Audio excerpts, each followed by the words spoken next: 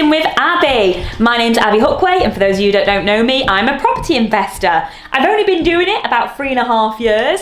I've been doing it alongside a full-time job and kids, and I've been loving it. I've managed to build up a portfolio of quite a lot of property, which is why I'm teaching you guys how to do it, because I think property investing is awesome, and it is the best thing you can do to make more money from your money you've already got. So, on today's episode, we are doing the big debate.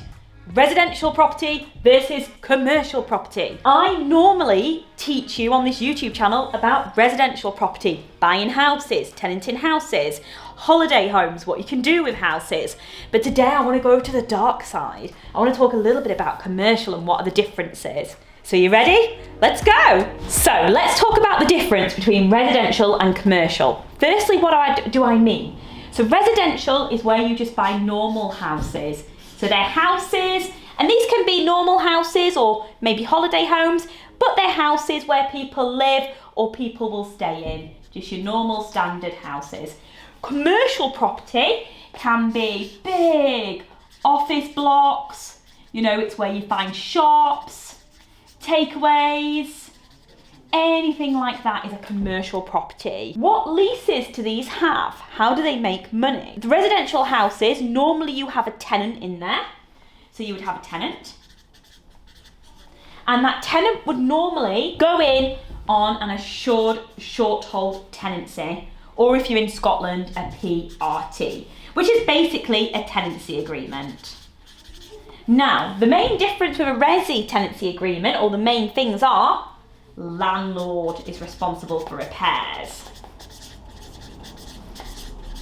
So that can be annoying, especially if you've got a tenant that likes to ring every 5 minutes and tell you stuff's wrong. So while your tenant's in there, if they ring up and say, something's gone wrong with my roof, my boiler's gone, it's your responsibility to get that sorted for your tenant because you're providing the house and they're paying you rent. However, with commercial property, that's different. Commercial property has a tenant, so they are called tenants, but this time they're on a lease, and we normally call it an FRI lease. And an FRI stands for fully repairing and insuring. So that means the tenant goes in there, and if it's like a tenant for an office and somebody's renting an office block, they go in there and they have to fully repair and insure it, which means landlord's not reliable. So you'd never get your commercial tenant ringing you and saying, hey, my boiler's gone or my roof's gone, because they know they have to fully repair and maintain that. So that's one of the added benefits of being a commercial landlord versus a residential landlord. Now, the other main benefit is the time the tenant's in the property. Residential, you've normally got tenants in there for 6 months. That's the average standard length tenancy. In Scotland and England, 6 months. That potentially could mean that every 6 months you have a churn of tenants. So every 6 months you've got tenants coming and going, which means you're going to lose some money, some rent money, because you might have a week in between, or you might have to freshen up with some paint or do something, and that can be, you know, a little bit annoying if you're not getting rent for 2 or 3 weeks, so you've got 6 months. Here, the average tenancy length for a commercial is between 5 and 15 years. Now you can get them under that, but that's quite unlikely, and you can get them to 25 years. But the main difference is they're in for a hell of a lot longer, so you haven't got that void period, which is quite cool. So once they've signed and you know, you could sign a Domino's to go into, your empty commercial premises and know they're going to be there for 25 years. And you've got your rents for 25 years, which are happy days. So again, just one of the benefits of a commercial landlord versus a residential landlord. So the next biggest thing with resi to commercial is how you can acquire them. Now, with commercial property in particular, you can hold commercial property in your pension. So normally, you would have a pension, and your pension is invested in sort of stocks and shares, and you don't really see that. You have a pension manager that's doing that for you, and each year you're making a return. With commercial property, you can have something called a SIP or a SAS.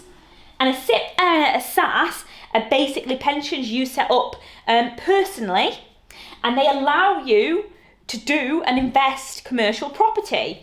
So your SIP can invest in an office block, an own an office block, your SAS can.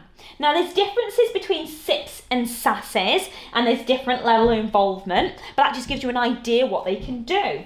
Now resi property can't go in a pension, so it can't be held in a pension at all, only commercial property. So I'll put a big cross there, SIPs and SASs.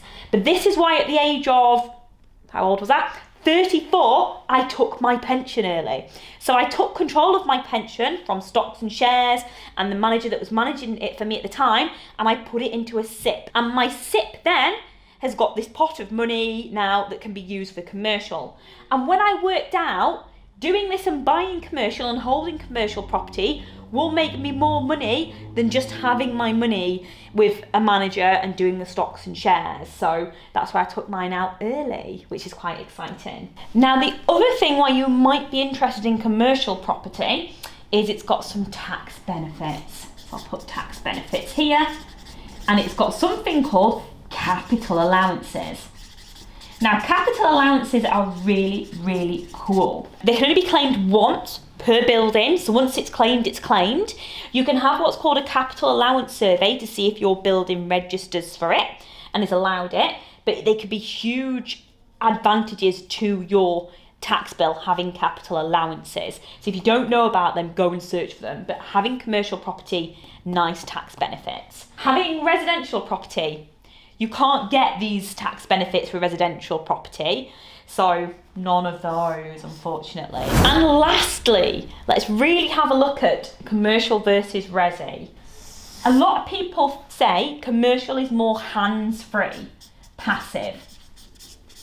So a lot of people hold commercial property in their pension because it is very passive, because once you've got your tenant and your tenant's in there for 10, 15, 25 years, you know, you don't need to do anything because they're looking after the office, they're repairing it, they're doing everything. So it really is sit back and just watch your investment grow and your money come in every month.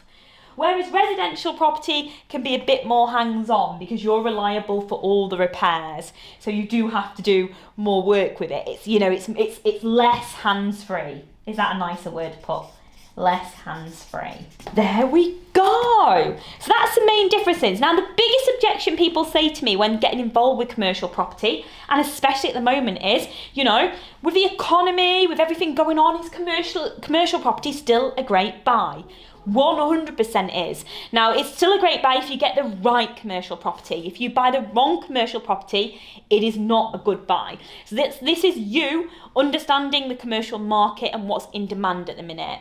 So if you think about it, what's been massively in demand during the last 12 months?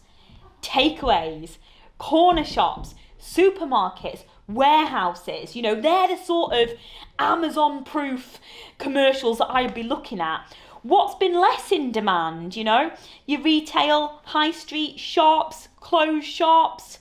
What's been more in demand, you could say? Dentist practice, opticians, doctors. So there's the difference, and that's what you need to do. You need to make sure whatever business your commercial is going to attract, it's Amazon proof. So, you know, nobody can come and just bomb it away, that there is demand for it still. So commercial, great investment. Now my heart still lies with residential because I love being able to provide very, very good quality homes to tenants. And I think the best of both worlds is having a mixture of each in your portfolio. So this year, I've been telling everybody I'm buying 52 houses, but I actually lied. I'm actually buying 50 houses and 2 commercials. And I'm very excited to get my 2 commercials up and off the ground this year. So that's all from me. I hope you really enjoyed it. A very quick snapshot into commercial and residential.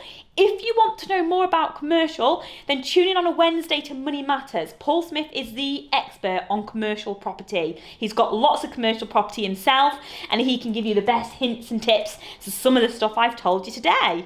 So I hope you enjoyed that. If you haven't already, subscribe, hit the link below and say hello, and I'll see you next week.